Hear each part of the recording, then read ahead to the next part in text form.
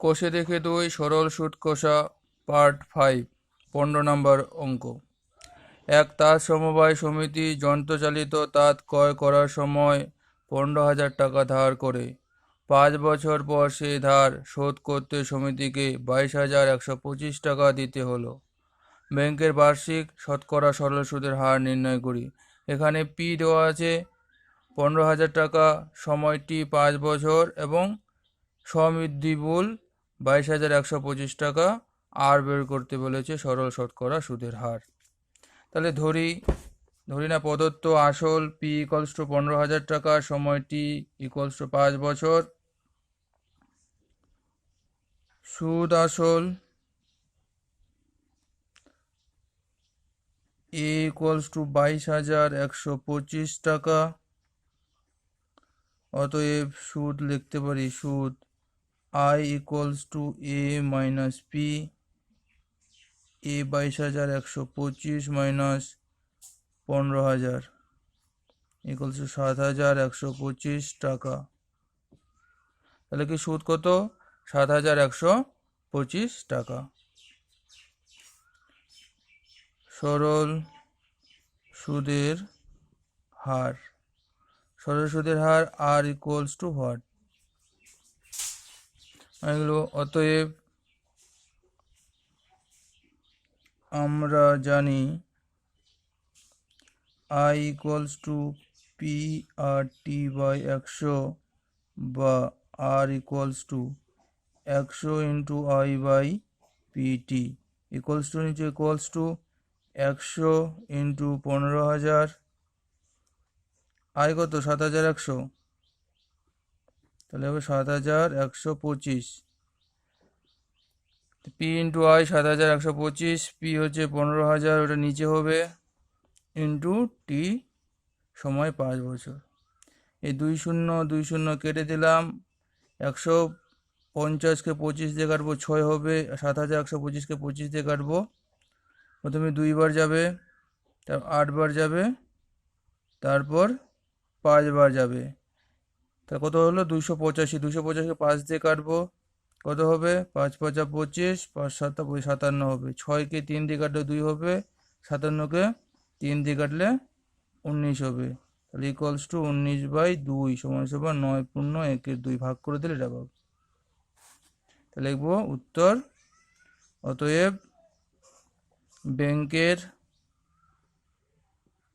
বার্ষিক সুদের হার 9.1/2%। ঠিক আছে, নেক্সট অঙ্ক 16 নম্বর। 16 নম্বর অঙ্কটা কি বলেছে? আসলাম চাচা কর্মক্ষেত্র থেকে অবসর নেওয়ার সময় 1 লক্ষ টাকা পেলেন। ওই টাকা কিছুটা ব্যাংকে এবং বাকিটা পোস্ট অফিসে জমা রাখেন এবং প্রতি বছর সুদ বাবদ মোট 5,400 টাকা পান। ব্যাংকের এবং পোস্ট অফিসের বার্ষিক সরল সুদের হার যদি যথাক্রমে 5% ও 6% হয়, তবে তিনি কোথায় কত টাকা জমা রেখেছিলেন হিসাব করে লিখি। ব্যাংকে কত টাকা জমা রেখেছিলেন এবং পোস্ট অফিসে জমা রেখেছিলেন কত টাকা সেটা বলে দেওয়া নেই, কিন্তু ব্যাংকে এবং পোস্ট অফিসে মোট কত টাকা জমা রেখেছেন সেটা বলে দিচ্ছে 1 লক্ষ টাকা, এবং বছর শেষে 5,400 টাকা করেছে সুদ বাবদ পান। তাহলে সে কোথায় কত টাকা রেখেছিলেন? তো করব 16 নম্বর। ধরি আসলাম চাচা ব্যাংকে জমা রেখেছিলেন X টাকা। সে যদি X টাকা ব্যাংকে জমা রাখেন, তাহলে তিনি পোস্ট অফিসে কত জমা রেখেছিলেন? কারণ তিনি মোট 1 লক্ষ টাকা জমা রেখেছিলেন ব্যাংকে এবং পোস্ট অফিসে। লিখব অতএব পোস্ট অফিসে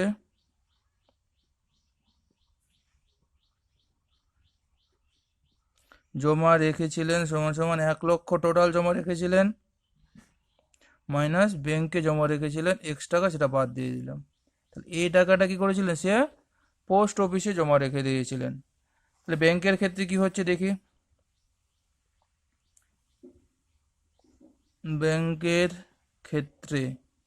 ব্যাংকের ক্ষেত্রে কি আসল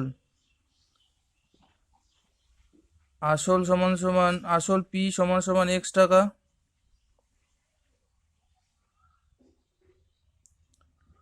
সুদের হার আর ইকুয়ালস টু কত পার্সেন্ট বলেছে, 5%, সময় টি ইকুয়ালস টু 1 বছর, কারণ 1 বছর শেষে যে 5,400 টাকা পান পোস্ট অফিস এবং ব্যাংকের থেকে সুদ বাবদ। তাহলে সময় তাহলে 1 বছর,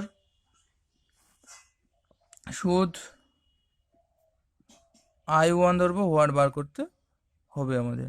লিখতে হবে অতএব I1 equals to PR/T/100 equals to নিচে ইকুয়ালস টু এক্স এর মান কত, পি এর মান এক্স ইন্টু আর কত 5 ইন্টু টি 1 বছর বাই 100 সমান সমান 5x/100 টাকা। এই টাকা কিসে, ব্যাংকের ক্ষেত্রে সুদ বাবদ পেলেন। এবার আমরা পোস্ট অফিসে সুদ বাবদ কত পাই সেটা আমরা বের করব। আবার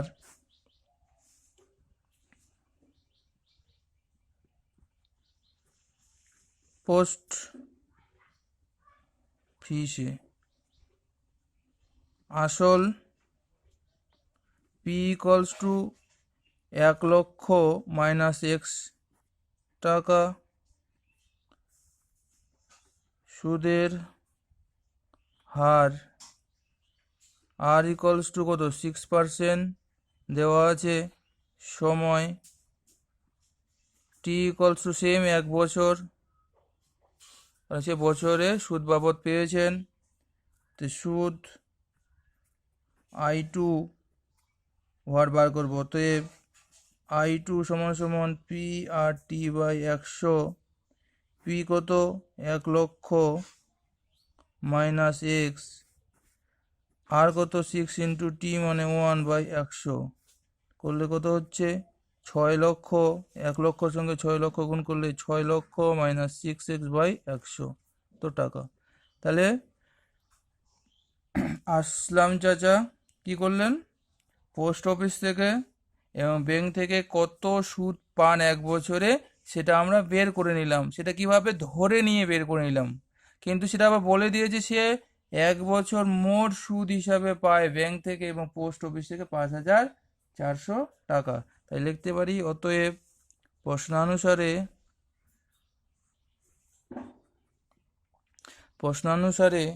কি লিখতে পারি, প্রশ্নানুসারে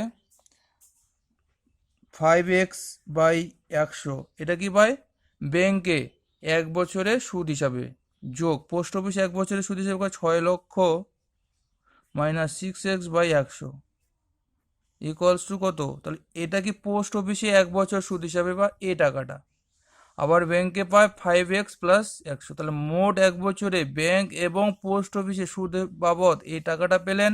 কিন্তু আবার প্রশ্নে বলে দিয়েছে আসলাম চাচা কি করে 1 বছরে ব্যাংক এবং পোস্ট অফিস থেকে সুদ বাবদ পান 5,400 টাকা। তাহলে প্রশ্ন অনুসারে এই টাকাটা সমান সমান কি হবে, 5,400 টাকার সাথে সমান। বা আমি একটু লসাগু করব, 100 হবে, তাহলে কত হবে 5x plus 6,00,000 minus 6x equals to 5,400। বা বজ্রগুণন করব, 5x plus 6,00,000 minus 6x equals to 5,400 into 100 যদি গুণ করে দিই তাহলে 2টা শূন্য বসে যাবে। বা 5x থেকে মাইনাস 6x বাদ দিব, তাহলে মাইনাস এক্স হবে, minus x equals to 5,40,000 minus 6,00,000। বা মাইনাস এক্স ইকুয়ালস টু কত হবে, 5,40,000 থেকে 6,00,000 বাদ দিলে পাবো মাইনাস 60,000। অতএব এক্স ইকুয়ালস টু 60,000 টাকা। মানে আসলাম চাচা কি হলো, ব্যাংকে 60,000 টাকা জমা রেখেছিলেন। তাহলে অতএব তিনি মানে আসলাম চাচা, আসলাম চাচা ব্যাংকে 60,000 টাকা জমা রেখেছিলেন। তো এই টাকাটা যদি 60,000 টাকাটা ব্যাংকে জমা রাখেন, তাহলে পোস্ট অফিসে কত জমা রেখেছিলেন সেটাও আমরা বের করতে পারবো, কারণ আমরা পোস্ট অফিসে কত জানি টোটাল 1,00,000 টাকা জমা রেখেছিলেন। তাহলে 1,00,000 থেকে যদি 60,000 টাকা বিয়োগ করে দিই, তাহলে আমরা পোস্ট অফিসে আসলাম চাচা কত টাকা রেখেছেন সেটা বের করতে পারবো। তাহলে লিখবো অতএব এবং আসলাম চাচা পোস্ট অফিসে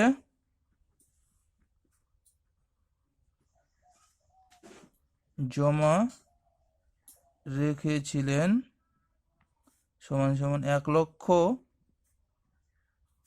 মাইনাস 60,000, 40,000 টাকা। তাহলে উত্তর লিখব 60,000 টাকা, 40,000 টাকা। 40,000 টাকাটা পোস্ট অফিসে জমা রেখেছিলেন এবং 60,000 টাকাটা ব্যাংকে জমা রেখেছিলেন। আমরা নেক্সট অঙ্ক করব 17 নম্বর। রেখা দিদি তার সঞ্চিত অর্থের 10,000 টাকা দুটি আলাদা ব্যাংকে ভাগ করে একই সময়ে জমা দিলেন। একটি ব্যাংকে বার্ষিক সরল সুদের হার 6%, অন্য ব্যাংকে বার্ষিক সরল সুদের হার 7%। 2 বছর পর তিনি সুদ বাবদ মোট 1,280 টাকা পান। তাহলে তিনি কোন ব্যাংকে কত টাকা জমা রেখেছিলেন? সেম অঙ্ক 17 মতো 17 নম্বরটা। টোটাল তিনি 1,000 টাকা 10,000 টাকা জমা রেখেছিলেন। কত জমার জন্য? 2 বছরের জন্য। আগের অঙ্কটা ছিল 1 বছরের জন্য। এবং এবার দুটাই ব্যাংকের ক্ষেত্রে জমা রেখেছিলেন। প্রথম ব্যাংকে সে 6% সরল সুদ পান এবং দ্বিতীয় ব্যাংকে 7% সরল সুদ পান। তা তিনি কত টাকা কোন ব্যাংকে জমা রেখেছিলেন সেটা বের করতে পারবো। একই অঙ্ক আমরা করব। 17 নম্বর।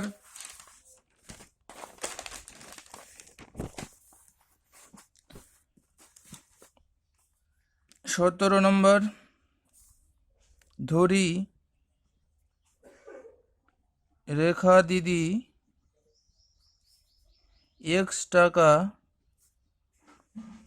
প্রথম ব্যাংকে জমা রেখেছিলেন।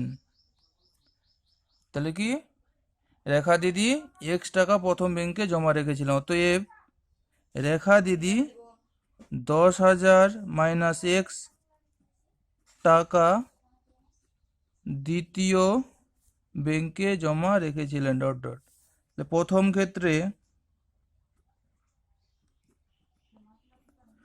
ক্ষেত্রে মানে কি? প্রথম ব্যাংকে আসল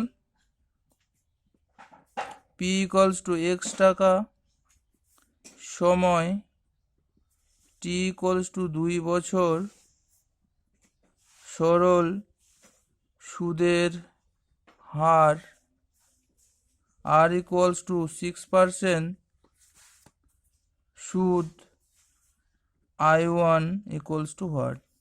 তাহলে অতএব I1 = p/t/100। p এর মান কত? x × r6 × t/2/100 সমান সমান 12x, 6 দুগুণে 12x/100 টাকা। তাহলে কি প্রথম ব্যাংক থেকে সে সুদ বাবদ 12x/100 টাকা পেয়েছেন প্রথম ক্ষেত্রে। এবার দ্বিতীয় ক্ষেত্রে সেম অঙ্ক, আসলাম চাচার মতো। ওখানে ছিল ব্যাংক অ্যান্ড পোস্ট অফিস, এখানে দুটাই ব্যাংকের ক্ষেত্রে। তাহলে দ্বিতীয় ক্ষেত্রে কি হয়েছিল? আসল হচ্ছে কি p = 10,000 টাকা টোটাল তার।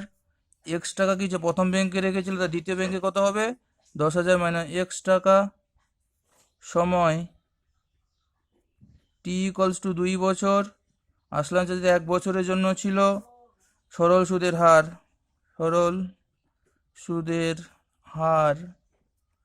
r = 7%।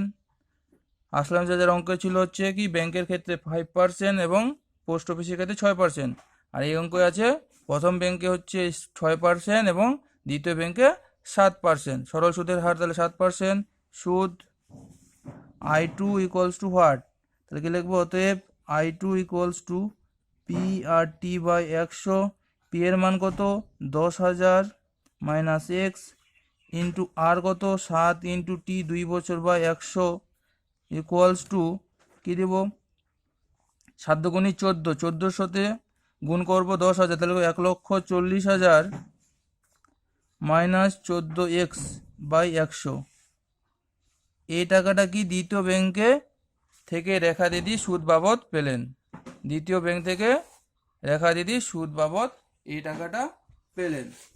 ঠিক আছে, তাহলে কি এই টাকাটা রেখা দিদি দ্বিতীয় ব্যাংকে সুদ বাবদ পেয়েছেন যখন সুদের হার 7.5% এবং 12x বাই 100 টাকা রেখা দিদি প্রথম ব্যাংকে থেকে পেয়েছেন যখন সুদের হার 6%। এখন কি PRT সুদের হার 6%, তাহলে তিনি 2 বছরে মোট কত টাকা সুদ বাবদ পেয়েছিলেন 12x প্লাস 100 যোগ 1,40,000 মাইনাস 14x বাই 100। এই টাকা দুটো কিসে সুদ বাবদ ব্যাংক থেকে 2 বছরের জন্য পেয়েছেন, কিন্তু অঙ্কের কোশ্চেনে বলে দিয়েছে যে সুদ বাবদ 1,280 টাকা পান 2 বছরের জন্য। তাহলে আমরা কি লিখতে পারি, অতএব